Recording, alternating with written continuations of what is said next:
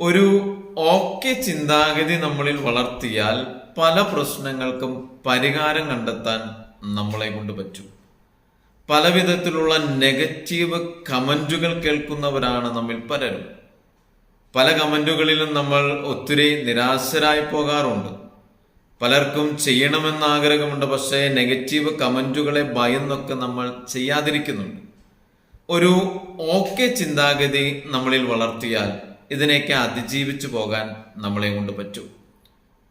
അപ്പോൾ ജീവിതത്തിൽ ഒരു ഓക്കെ ചിന്താഗതി, ഞാൻ ഇതിൽ തൃപ്തനാണ്, ഞാൻ അതിൽ ഓക്കെയാണ്, എൻ്റെ വസ്ത്രത്തിൽ, എൻ്റെ സൗന്ദര്യത്തിൽ, എൻ്റെ ശബ്ദത്തിൽ, എൻ്റെ കഴിവിൽ ഞാൻ ഓക്കെയാണ്.